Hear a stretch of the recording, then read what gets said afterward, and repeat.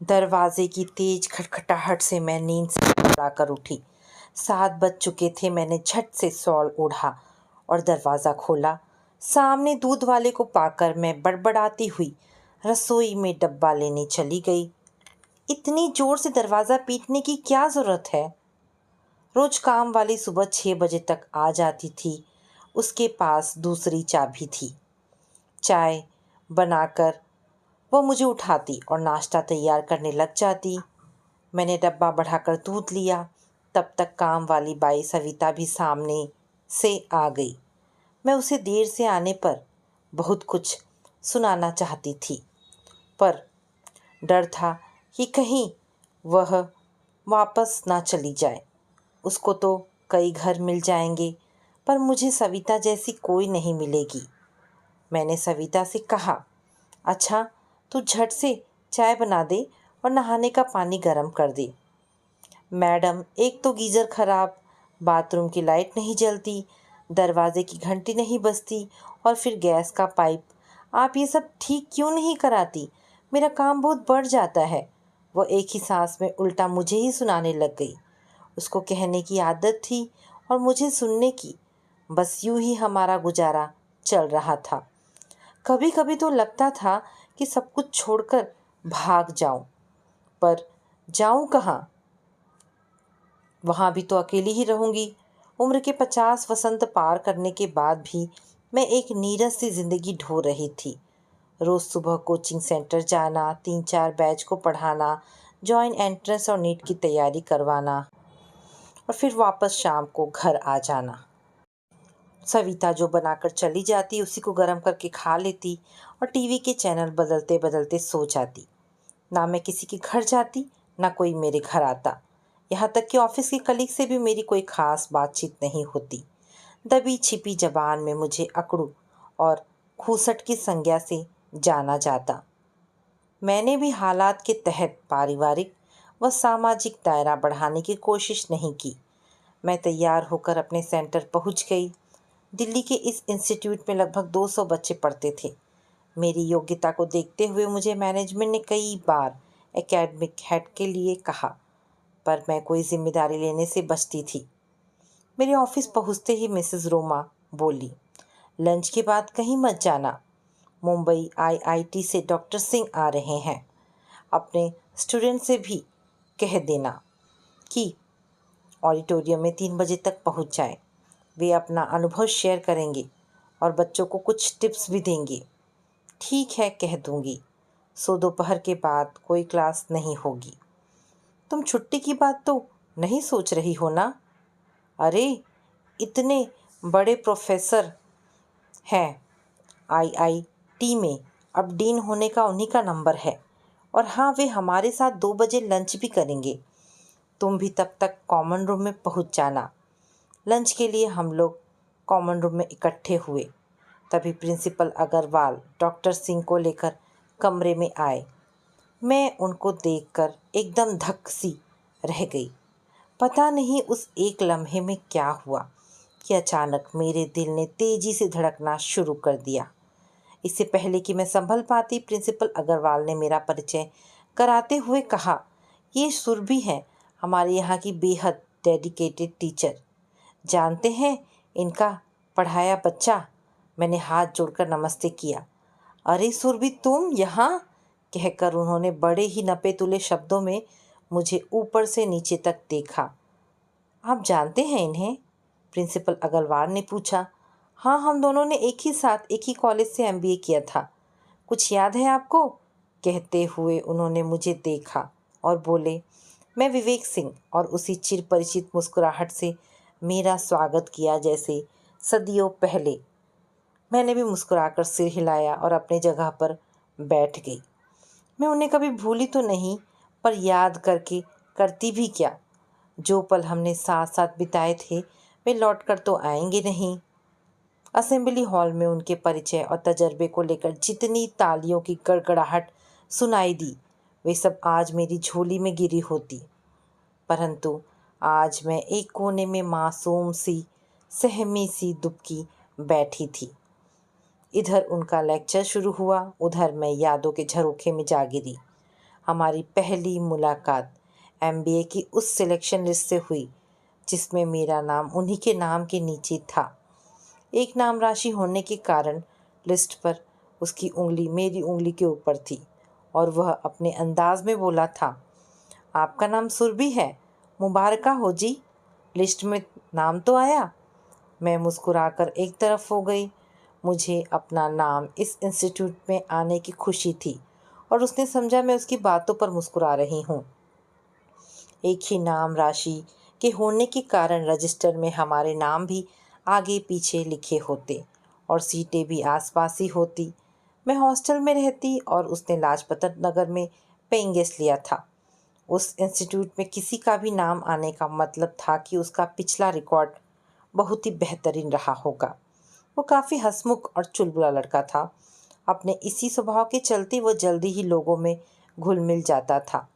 उसमें यही ऐसी खासियत थी जो उसे सबसे अलग करती और ऊपर से उसका सिख होना। उसके विपरीत में एकदम शांत शर्मीले स्वभाव की थी। जब भी वो मुझे देखकर मुस्कुराता मैं एक तरफ हो जाती। यूँ कहना चाहिए कि मैं उससे कन्नी काट लेती। सुबह जब भी वह क्लास में आता एक खुशनुमा माहौल सा पैदा हो जाता। उसकी हंसी में भी संगीत की झंकार थी। मेरा परिवार लखनऊ में रहता था। पापा बैंक में थे और बड़े भैया एक मल्टीनेशनल कंपनी में बेंगलोर में तैनात थे। एक दिन मेरा भाई किसी काम के सिलसिले में दिल्ली आया और मुझसे मिलने चला आया। मैंने अपने कॉलेज के गेस्ट हाउस में ही उसका रहने का इंतज़ाम करवा दिया था। उसको सुबह शताब्दी से पापा से मिलने के लिए लखनऊ जाना था। अचानक किसी वीआईपी के आ जाने से गेस्ट हाउस में उसका रहना कैंसिल हो गया। मैं परेशान हो गई। बाहर कैफ़े में बैठकर हम दोनों भाई बहन इसी उधेड़-बुन में लगे रहे कि अब क्या करें। तभी विवेक अपने एक दोस्त के साथ पास से गुजरा और मेरी तरफ हाथ हिलाया। वो शायद अपने घर जाने की जल्दी में था। जवाब में मेरी तरफ से रिस्पॉन्स न पाकर वह अपने स्वभाव के मुताबिक मेरे पास आया। हेलो जी, कोई परेशानी है क्या? जैसे उसने मेरे मन के भाव पढ़ लिए हो। हाँ है तो, मैंने बिना कोई समय गंवाए कहा। ये मेरे भैया हैं। आज रात मैंने इनका गेस्ट हाउस में रहने का इंतज़ाम करवा दिया था, पर अब वहाँ से मना कर दिया गया है।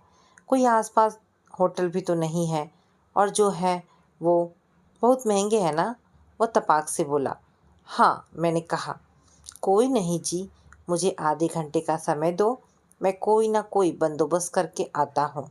कुछ ना हुआ तो अपने साथ ले चलूँगा। फिर वह भैया की तरफ देखकर बोला, आप टेंशन मत लो, मैं बस गया और आया। और सचमुच वह थोड़ी देर में आया और एक कमरे की चाबी देकर बोला, सामने के ब्लॉक में दूसरी मंजिल पर ये कमरा है, आराम से रहो। मैं उसकी तरफ हैरानी से देखने लगी। वह तो हॉस्टल का कमरा था, वह भी 2 या 4 लड़कों का। उसने आगे कहा, ये अकेले ही रहेंगे, दूसरे लड़के को मैंने कहीं और जाने को कह दिया है। आप आराम से रात बिताओ। मैं उसके इस एहसान के सामने बौनी पड़ गई। मुन्ना भाई की तरह वह अपने मीठे व्यवहार से कुछ भी कर सकता था। मैं तुम्हारा शुक्रिया कैसे अदा करूं? मैंने कहा। हाँ, ये हुई ना बात कैंपस के बाहर। चलो बर्गर खाते हैं, पैसे तुम दे देना। और फिर उसने पैसे देने नहीं दिए। फिर कहा, तुम्हारे भाई के सामने नहीं लूँगा, पर उधार रहे। उस दिन के बाद मेरा उसके प्रति नज़रिया बदल गया। हम कभी कैंपस में साथ साथ घूमते, कभी हेल्थ क्लब में तो कभी स्विमिंग पूल में और कभी कैंपस के बाहर। वैसे तो वो अपने दोस्तों या प्रोफेसर्स के साथ ही घिरा रहता था, पर जब मुझे देखता वह अकेला ही आता। साल कब ख़त्म हुआ पता ही नहीं चला। अब हमने अपनी असाइनमेंट रिपोर्ट्स भी साथ साथ तैयार की। कैंपस में ही उसका एक बड़ी कंपनी में सिलेक्शन हो गया था। मैं यहीं इसी इंस्टीट्यूट से पीएचडी करना चाहती थी, इसलिए मैंने कोई इंटरव्यू नहीं दिया। समय अपनी रफ्तार से चलता रहा। दिन, हफ्ते, महीने बीतते गए। उससे बिछुड़ने का दर्द मुझे भीतर से खाए जा रहा था। उसके मन में क्या था ये मैं कैसे जान सकती थी। हम उस दहलीज को भी पार कर चुके थे जिसे बचपना कहते हैं, जहाँ जीने मरने की कस्में खाई जाती थी। ना वो मेरे लिए रुक सकता था और ना मैं उसके साथ जा सकती थी। एक दिन मैंने उसके सामने अपना दिल खोलकर रख दिया। अब तो तुम यहाँ से चले जाओगे, मेरा तुम्हारे बिना दिल कैसे लगेगा? फिर सवालिया लहजे में उसने कहा, या तो मुझे अपने साथ ले चलो या यहीं रह जाओ। मैं रो सी पड़ी। इन दोनों सूरतों में हमें एक काम तो करना ही पड़ेगा। उसने अपनी बात रखी। क्या? मैंने जानना चाहा। शादी? तुम तैयार हो क्या? उसने बिना किसी हिचकिचाहट से कहा। वह इतनी जल्दी इस नतीजे पर पहुंच जाएगा मैंने सोचा भी ना था। मैं तो चाहती हूँ। मैंने भी बिना कोई समय गवाए बेबाक कह दिया। मम्मी को थोड़ा मनाना पड़ेगा। वे पुराने रीति रिवाजों को आज भी मानती हैं, पर पापा और भैया तो मान जाएंगे। और तुम्हारे घर वाले? ओ जी, हमारे यहाँ ऐसा कोई चक्कर नहीं है। मेरी बहन तो एक बंगाली लड़के को पसंद करती थी, बाद में वह खुद ही पीछे हट गया। हम पहले हिंदू हैं, बाद में सिख। उस दिन पहली बार मैंने जाना कि वह भी मुझे उतना ही चाहता है जितना मैं जिस बात को घुमा फिरा कर पूछना चाहती थी, उसने खुले दिल से कह दिया। उसकी ऐसी बात उसे दूसरों से अलग करती थी। अब तो मैं दिन रात उसी के ख्यालों में डूबी रहती और खुली आंखों से सपने देखती। घर पर वही हुआ जिसका मुझे डर था। जिन मम्मी पापा पर मुझे भरोसा था, उन्होंने ही मेरा भरोसा तोड़ दिया। इस मिलन से साफ इनकार कर दिया। इतना ही नहीं, मुझे सख्त हिदायतें दे दी कि अगर पीएचडी करनी है तो घर रहकर करो। घर वालों का विरोध करने का जो साहस होना चाहिए था, उसकी मुझ में कमी थी। मैं खामोश हो गई। क्या करती? मैं तब उन पर बोझ थी। काश उस दिन कहीं से विरोध करने की हिम्मत जुटा पाती तो आज ज़िंदगी कुछ और ही होती। उस दिन मैं उसे स्टेशन तक छोड़ने आई। वह मेरी ज़िंदगी का बेहद गमगीन पल था। मेरी हालत उस पक्षी की जैसी थी जिसे पता था कि उसके पंख अब कटने ही वाले हैं। पहली बार मैंने उसकी आंखों में आंसू देखे। मैं ये भी नहीं कह सकती थी कि फिर मिलेंगे। मैं उसे बस देखती ही जा रही थी। एक बार तो हुआ कि उसके साथ गाड़ी में बैठकर भाग ही जाऊं, पर ऐसा सिर्फ फिल्मों में होता है। काश मैंने उस दिन अपनी भावनाओं को दबाया ना होता और हिम्मत से काम लेती। उसका हाथ मेरे हाथ में था। मेरे हाथ पांव ठंडे पड़ने लगे और सांसें उखड़ने लगी। जाते जाते मैंने उससे कहा, फ़ोन करते रहना। पता नहीं ज़िंदगी में दोबारा तुम्हें देख भी पाऊंगी या नहीं। क्या होगा फ़ोन करके, कहकर उसने मेरा हाथ छुड़ा लिया। गाड़ी चल पड़ी। विदाई के लिए ना हाथ उठे, ना होठ हिले, और सब कुछ ख़त्म हो गया। उसके बाद ना तो उसने फ़ोन कभी किया, ना मैंने। मैं भरे गले से वापस दिल्ली आ गई। मैं भरे गले से वापस लखनऊ आ गई। घर वालों की अनदेखी ने मुझे बागी बना दिया था। बात बात पर मैं तुनक पड़ती। बस समय यूं ही घसीटता रहा। और आज अचानक ही अपने चिर परिचित अंदाज में उसने कहा था, मैं विवेक, पहचाना मुझे? ऑडिटोरियम में तालियों की तेज गड़गड़ाहट से मैं भूत से वर्तमान में आ गिरी। वह सारी वाहवाही लूटे जा रहा था और मैं कोने में चेहरे पर बनावटी मुस्कुराहट लिए उसे देखे जा रही थी। अपने हाथ में ढेर सारी फूल मालाएं लांदे वह मंच पर बैठा था। उससे नजरें मिलाने की हिम्मत मुझ में नहीं थी। कुछ ही पलों में वह भीड़ से रास्ता बनाते हुए मेरे पास आकर धीरे से बोला, मैं कल सुबह वापस चला जाऊंगा। तुम चाहो तो अपने बर्गर का उधार आज चुका सकती हो। याद है ना तुम्हारे भैया के साथ? मैं एकदम पिघल सी गई। बड़ी मुश्किल से अपनी रुलाई को छिपा लिया। इससे पहले कि वह मुझे रोता हुआ देख ले, मैंने सिर झुकाया और पर्स में से अपना कार्ड उसे थमाते हुए कहा, जब फुर्सत हो फ़ोन कर लेना, मैं आ जाऊंगी। कुछ सोचकर वह बोला, चलो कॉफ़ी हाउस में मिलते हैं आधे घंटे बाद। तुम्हें कोई परेशानी तो नहीं? मेरा मतलब घर पर? न न नहीं, कहकर मैं वहाँ से चल दी। मैं कॉफ़ी का कप लेकर उसी नीम के पेड़ के नीचे बैठ गई जहाँ कभी हम उसके साथ बैठा करते। फिर हम रीगल सिनेमा में पिक्चर देखते और 8 बजे से पहले मैं हॉस्टल वापस आ जाती। अब ना वह रीगल हॉल रहा, ना वे दिन। मैं पुरानी यादों में खोई रही और इतना खोई गई कि विवेक के आने का मुझे पता ही न चला। मुझे पता था तुम यहीं मिलोगी। मेरे पास आकर बैठ गया और बोला, आज जब से मैंने तुमको देखा है बस तुम्हारे ही बारे में सोचता रहा और ये बात मेरे ज़हन से उतर नहीं रही कि एमबीए करने के बाद भी तुम इस छोटे से इंस्टीट्यूट में पढ़ाती होगी। मैं तो समझता था कि किसी बड़े कॉलेज में प्रिंसिपल रही होंगी या किसी मल्टीनेशनल कंपनी में डायरेक्टर, है ना? मैंने बात काट कर कहा, विवेक, ज़िंदगी वैसी नहीं चलती जैसा हम चलते हैं। विवेक, ज़िंदगी वैसी नहीं चलती जैसा हम सोचते हैं। अच्छा, अब फिलॉसफिकल बातें छोड़ो, बताओ कुछ अपने बारे में। कहाँ रहती हो, घर में कौन कौन है? कहकर वह मुस्कुराने लगा। वह आज भी वैसा ही था जैसा पहले। मेरी राम कहानी तो 4 लाइनों में ख़त्म हो जाएगी। तुम तो बिल्कुल भी नहीं बदले। कहो कैसा चल रहा है? ओ जी, मेरा क्या है, मुंबई गया तो बस वहीं का होकर रह गया। सेठों की नौकरी पसंद नहीं आई तो मैंने आईआईटी से पीएचडी कर ली, फिर वहीं प्रोफेसर हो गया और अब वाइस प्रिंसिपल हूँ। और परिवार में? मैंने धड़कते दिल से पूछा। एक बेटा है जो फ्रांस में पढ़ रहा है। पापा रहे नहीं, मम्मी मेरे पास ही रहती हैं। वाइफ एक कॉलेज में प्रोफेसर है। बस बड़ी खुशनुमा ज़िंदगी जी रहे हैं। तब तक वेटर आ गया। उसने मेरे लिए बर्गर और अपने लिए सैंडविच का ऑर्डर दे दिया। तुम्हें अब तक मेरी पसंद नहीं भूले? मैंने संजीदा होकर पूछा। मेरी याद कभी नहीं आई? उसने मेरा हाथ अपने हाथ पर रखकर धीरे से कहा। उन लम्हों की चर्चा हम ना ही करें तो अच्छा है। जिंदगी वैसी नहीं है जैसा हम चाहते हैं। लाख रुकावटें आए, वो अपना रास्ता खुद ब खुद चुनती रहती है। हमारा उस पर कोई अख्तियार नहीं है। पपड़ी पड़े घाव को ना ही कुरेदो तो अच्छा है। फिर वह एक ठंडी सांस भरकर बोला, छोड़ो ये सब, अपनी सुनाओ, सब ठीक तो है ना? क्या ठीक हूँ, बस ठीक ही समझो। क्या बताऊँ, कुछ बताने लायक ही है नहीं। क्या मतलब? इतना रूखा सा जवाब क्यों दे रही हो? वह चौंका। तुमसे शादी होने नहीं दी और घर वाले मेरे लिए कोई घर वर तलाश कर नहीं पाए। लखनऊ से पीएचडी करने की हसरत भी मन में ही रह गई। एक तरह से मेरा कुछ भी करने को मन नहीं करता था। उन दिनों कई अच्छे अच्छे कॉलेजों और कंपनियों से ऑफ़र आए, परंतु मैंने मम्मी पापा को अकेला छोड़कर जाना ठीक नहीं चाहती थी। उनके रिटायरमेंट के बाद उन्होंने वहीं रहने का फैसला किया। मैंने भी वहीं नौकरी ढूंढ ली। मैं ये भूल गई थी कि कभी पिता भी बूढ़े होंगे।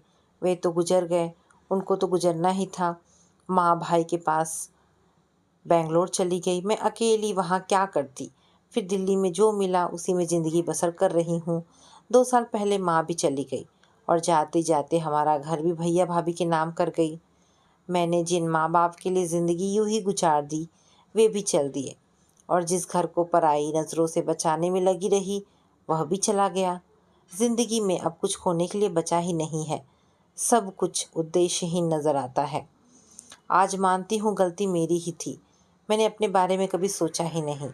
कभी यह भी ख्याल नहीं आया कि उनके बाद मेरा क्या होगा। मेरी तो सारी ज़िंदगी बेकार हो चली गई। मेरा अपना अब कोई रहा ही नहीं। कहते कहते मेरे होठ थम गए। बरसों की दबी रुलाई सिसकी में फूट पड़ी और मैं सिर ढककर रोने लगी। मैंने कसकर उसका हाथ पकड़ लिया। हम दोनों के बीच एक लंबा सा सन्नाटा सा पसर गया। थोड़ी देर में जी हल्का होने पर मैंने कहा, मैं हर कदम पर छली गई, कभी अपनों से तो कभी समय से। दोष किसको दूँ? बस बेचारी सी बनकर रह गई हूँ। लंबी चुप्पी के बाद विवेक बोला, मैं तुम्हारे लिए कुछ कर सकता हूँ क्या? मैं जानती हूँ आज जीवन के इस मोड़ पर भी तुम मेरे लिए कुछ कर सकते हो, पर मैं तुमसे कोई मदद लेना नहीं चाहती। मुझे ये लड़ाई खुद ही खुद से लड़नी है। काश ये लड़ाई मैंने उस दिन लड़ी होती जिस दिन तुमसे आखिरी मुलाकात हुई थी। तुम फिर से घर क्यों नहीं बसा लेती? उसने कहा। मेरा घर बसा ही कहाँ था जो फिर से बसाऊं? वो तो बसने से पहले ही ढह गया था। कहकर मैंने उसकी तरफ देखा। मुझे तुमसे बहुत हमदर्दी है। उम्र के जिस मोड़ पर तुम खड़ी हो, मैं तुम्हारी परेशानी समझ सकता हूँ। पर कहते कहते उसका गला भर आया। आगे कुछ भी कहने के लिए उसको शायद शब्द नहीं मिल रहे थे। शाम बहुत हो चुकी थी। कॉफ़ी होम में भी तकरीबन खाली हो चुका था। अब फिर से हमारे बिछड़ने की बारी थी। उसने खड़े होते हुए अपना हाथ मेरी तरफ बढ़ाया। मैं कटे वृक्ष की तरह उसकी बाहों में गिर पड़ी और अमर बेल की तरह उससे जाकर लिपट गई। उसकी बाहों की कसावट को मैं महसूस कर रही थी और धीरे धीरे अपनी पकड़ को ढीली करके मूक बने हुए हम एक दूसरे से विदा हो गए। मेरी ज़बान ने एक बार फिर से मेरा साथ छोड़ दिया। फिर एक दिन सुबह सुबह उसका फ़ोन आया। मैं सेंटर जाने की तैयारी कर रही थी। वह बोला, सुनो, एक बहुत ही शानदार खबर है। मैंने तुम्हारे मतलब का एक काम ढूंढा है जिसमें तुम्हारा तजर्बा बहुत काम आएगा। तुमने ढूंढा है तो ठीक ही होगा। मैंने कहा, बताओ कब और कहाँ जाना है। बस मुंबई मत बुलाना। मैं मजाक नहीं कर रहा हूँ। मेरे एक जानने वाले का दिल्ली के पास एक वृद्धाश्रम है। ऐसा वैसा नहीं है, 5 स्टार फैसिलिटीज़ वाला है। वह खुद तो जर्मनी में रहता है, पर उसे आश्रम के लिए एक लेडी डायरेक्टर चाहिए। तुम्हें किसी तरह की कोई परेशानी नहीं होगी। मैंने हाँ कर दी है, इनकार मत करना। तुम चाहो तो 1 महीने की छुट्टी ले लो। पसंद ना आए तो यहीं वापस आ जाना। एक नई ज़िंदगी तो कभी भी शुरू की जा सकती है। उसकी बात में एक अपील थी, ठहराव था, एक अच्छे दोस्त और हमदर्द की तरह एक तरह से आदेश भी था। मैं अपना चेहरा अपने हाथों से छिपाकर रोने लगी। इसी अधिकार की भावना के लिए तो तरस गई थी। मन का एक छोटा सा कोना उसी का था और हमेशा उसी का रहेगा। उसकी यादों की मीठी छाँव में बैठने से कलेजे को आज भी ठंडक पहुँचती है।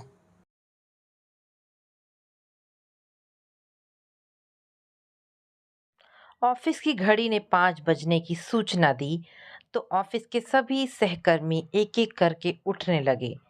विपिन ने जैसे यह आवाज़ सुनी ही नहीं। चलना नहीं है क्या यार? विशाल ने पीठ पे एक थौल मारी तो वह चौंक गया। 5 बज गए क्या? कमाल है, विशाल बोला। घर में नई नवेली बीवी बैठी है और पति महाशय को यह भी पता नहीं कि 5 कब बज गए। अरे विपिन, तुम्हारे तो आजकल वे दिन हैं जब लगता है घड़ी की सुइयां खिसक ही नहीं रही और कमबख्त 5 बजने को ही नहीं आ रहे।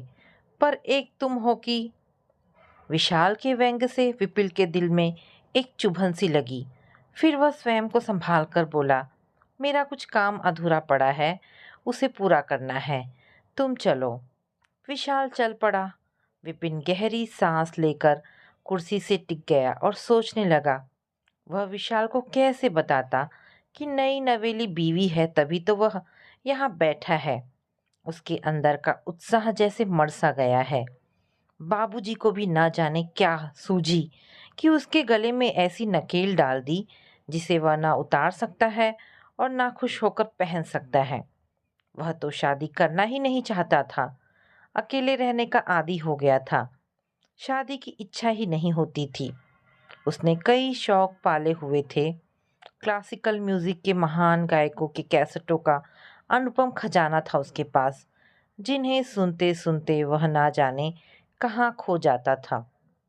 इसके अलावा अच्छा साहित्य पढ़ना, शहर में आयोजित सभी पेंटिंग्स एग्जीबिशन देखना, कवि सम्मेलनों आदि में भाग लेना उसके प्रिय शौक थे। और अब इन सब में व्यस्त रहकर उसने शादी के बारे में कभी सोचा भी ना था। ऐसे में बाबूजी का पत्र आया था। विपिन बेटा, तुम्हारे लिए एक लड़की का रिश्ता आया है। लड़की देखी है हमने, अच्छे खानदान की, प्रथम श्रेणी में ग्रेजुएट है। मेरे दोस्त आलोकनाथ की बेटी है। फोटो साथ भेज रहा हूँ। मैं तो उन्हें हाँ कर चुका हूँ। तुम्हारी हाँ का इंतज़ार है। अनमना सा होकर उसने फोटो उठाया और गौर से देखने लगा था। तीखे नाक नक्श की एक आकर्षक चेहरा था। बड़ी बड़ी सुंदर आंखें जैसे उसके सारे अस्तित्व पर छा गई थी।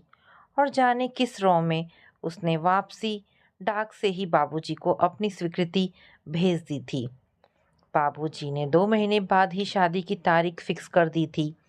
उसके दोस्त विशाल, रोहन सब हैरान थे और उसे सलाह दे रहे थे कि सिर्फ फोटो देखकर ही वह शादी को कैसे राजी हो गया। कम से कम एक बार लड़की से मुलाकात तो कर लेता। पर उत्तर में वह हंसकर बोला था, फोटो तो मैंने देख ही लिया है। अब बाबूजी लंगड़ी लूली बहू तो चुनेंगे नहीं। पर कितना गलत सोचा था उसने। शादी की पहली रात को ही उसने कंचन के चेहरे पर पहली नज़र डाली तो अचंभित रह गया था।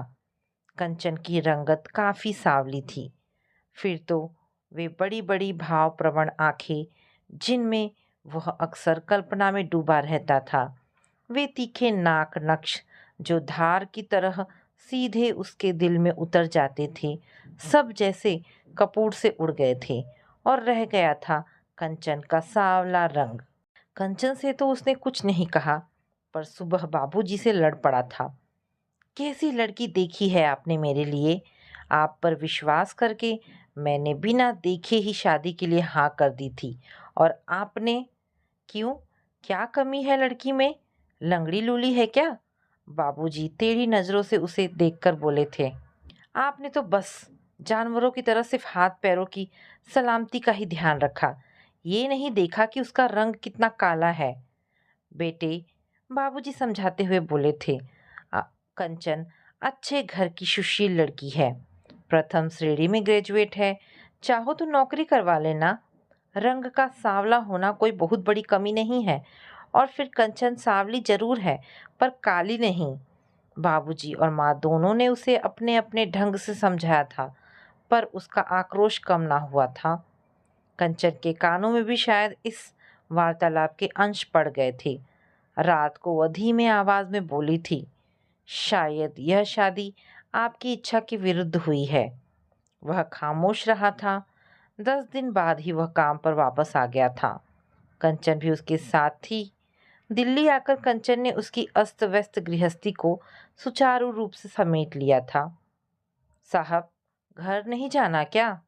चपरासी रामलाल का स्वर कान में पड़ा तो उसकी विचार तंद्रा टूटी। 6:30 बज चुके थे। वह उठ खड़ा हुआ। घर जाने का भी जैसे कोई उत्साह नहीं था उसके अंदर।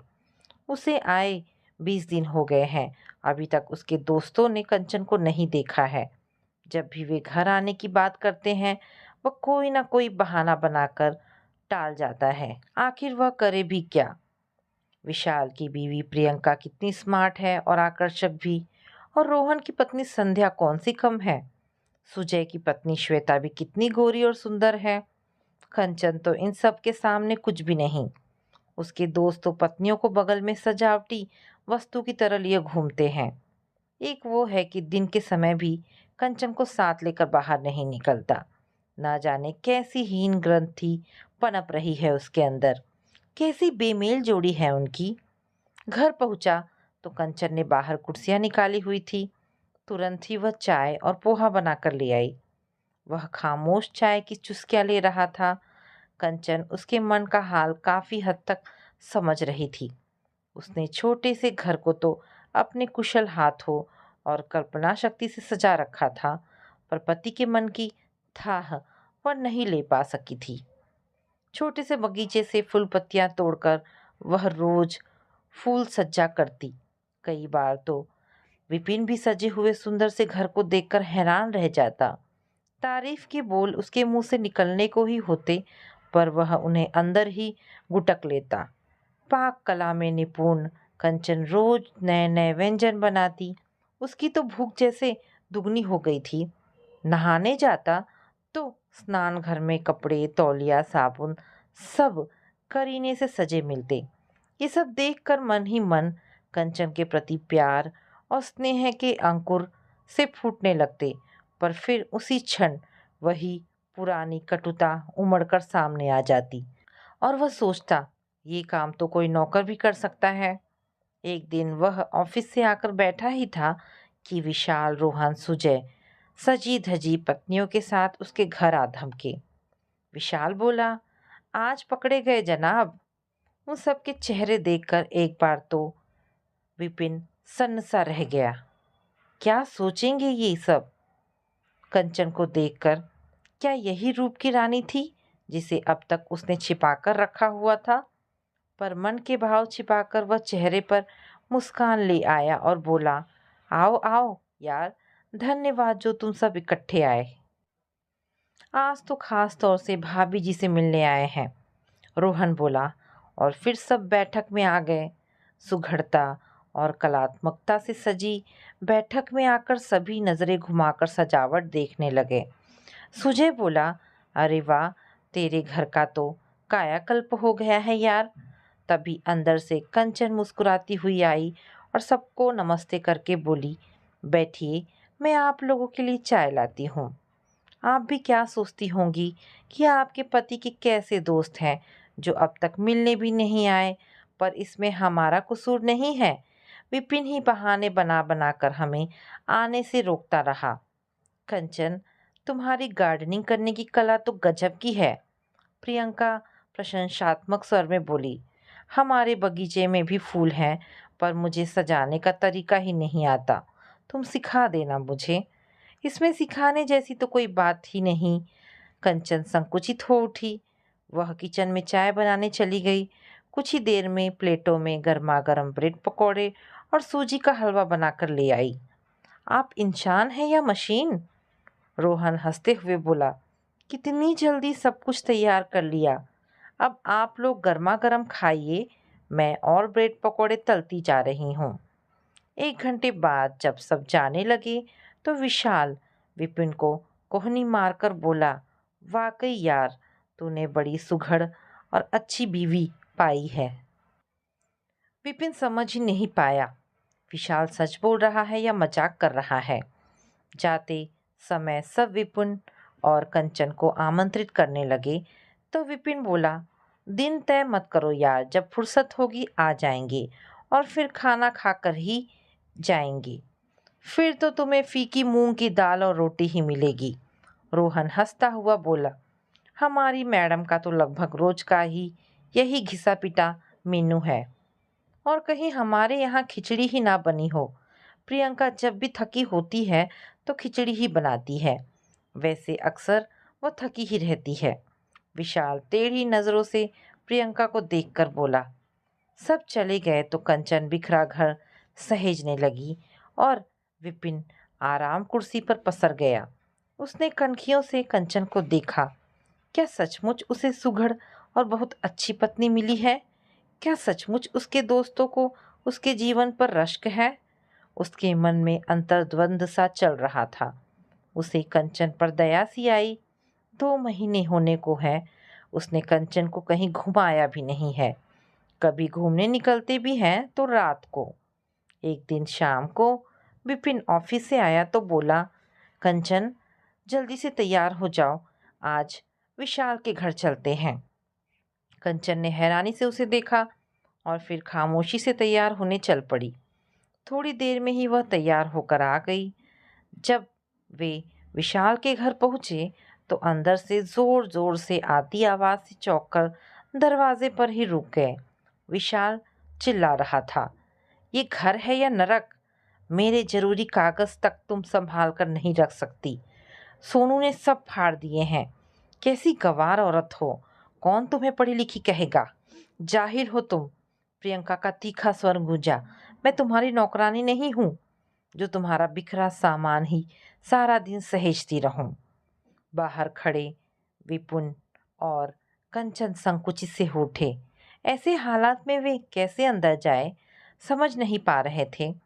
फिर विपिन ने गला खखार कर दरवाजे पर लगी घंटी बजाई। दरवाजा प्रियंका ने खोला। बिखरे बाल, मटमैली सी सलवटों वाली साड़ी और मेकअप विहीन चेहरे में वह काफी ही फूहड़ और भद्दी लग रही थी। विपिन ने हैरानी से प्रियंका को देखा। प्रियंका संभल कर बोली, आइए आइए विपिन जी, और वह कंचन का हाथ थाम कर अंदर ले आई। उन्हें सामने देख विशाल झेप सा गया और सोफे पर बिखरे कागजों को समेटकर बोला, आओ आओ विपिन, आज कैसे रास्ता भूल गए? विपिन और कंचन सोफे पर बैठ गए। विपिन ने नजरें घुमाकर देखा, सारी चीजें अस्त व्यस्त थी। बच्चे के खिलौने, मैगजीन्स, न्यूज़पेपर, कपड़े इधर उधर पड़े थे। हालांकि विशाल के घर विपिन पहले भी आता था, पर कंचन के आने के बाद वह पहली बार यहाँ आया था। इन 2 महीने में ही कंचन के कारण व्यवस्थित रूप से सजे धजे घर में रहने से उसे विशाल का घर बड़ा ही बिखरा और अस्त व्यस्त लग रहा था। अनजाने ही वह प्रियंका और कंचन की तुलना करने लगा। प्रियंका विशाल से किस तरह जबान लड़ा रही थी।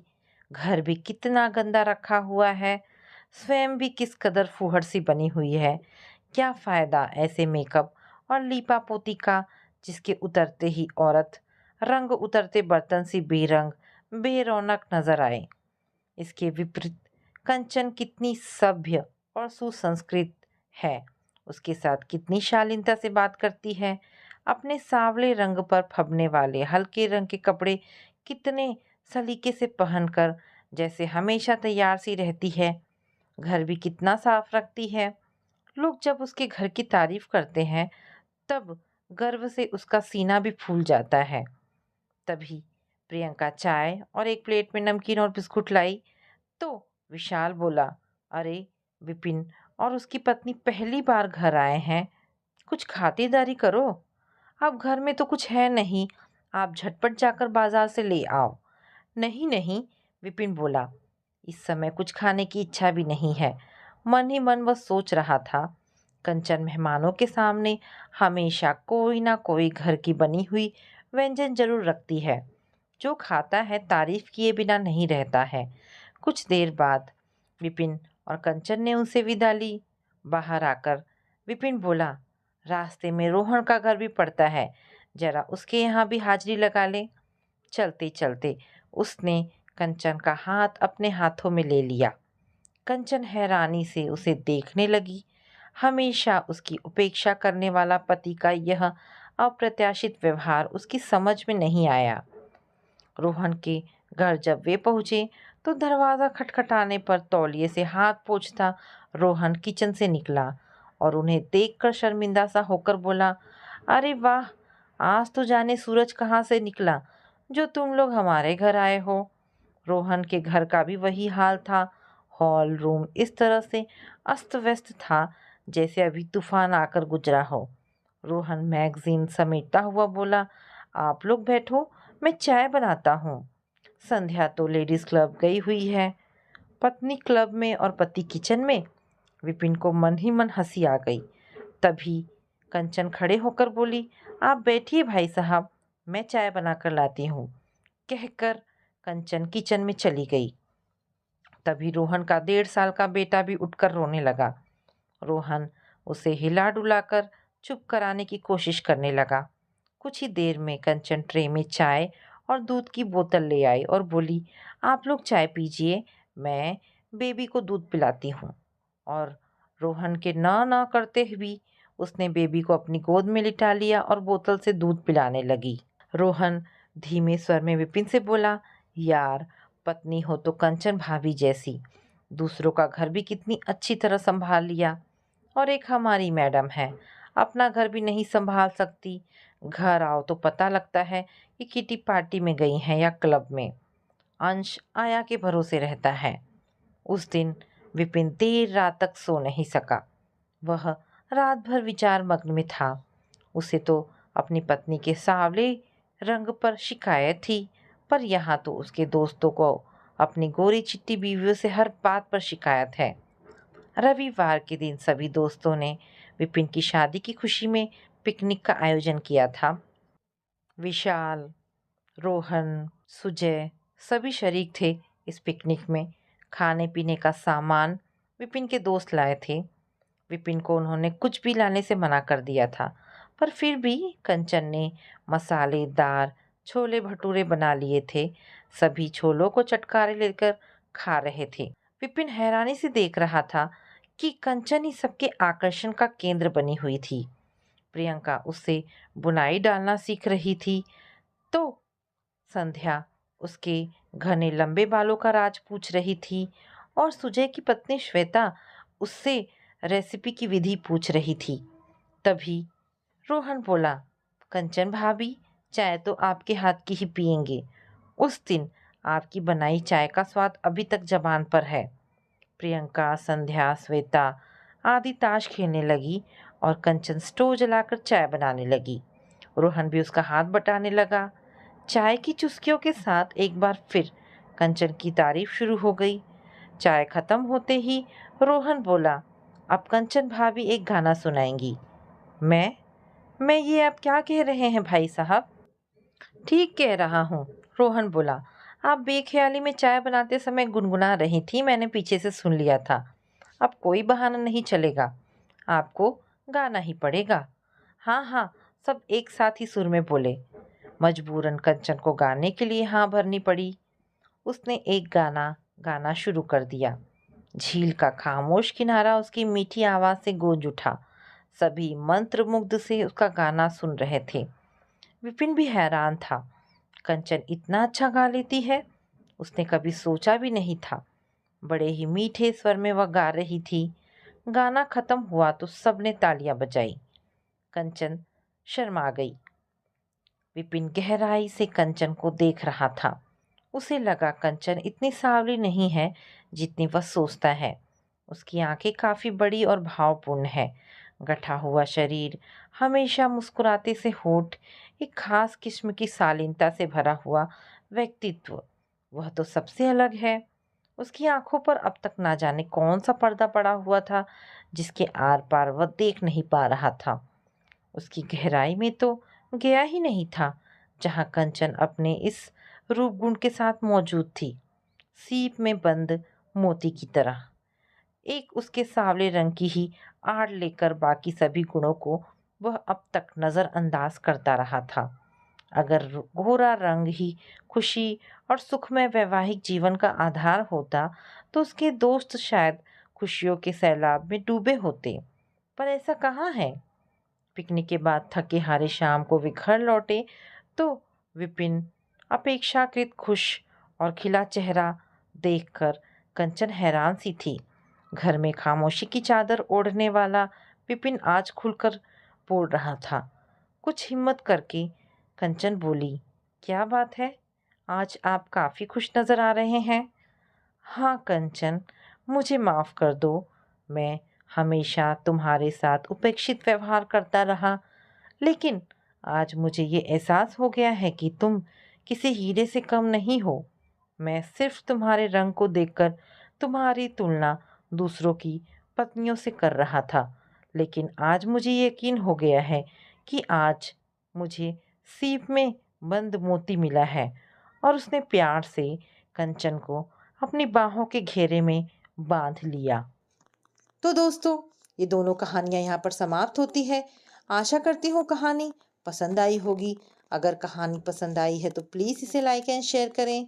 दोस्तों, ऐसी ढेरों पारिवारिक कहानियाँ सुनने के लिए मेरे चैनल को प्लीज़ सब्सक्राइब करें। धन्यवाद दोस्तों। मिलते हैं एक नई कहानी के साथ।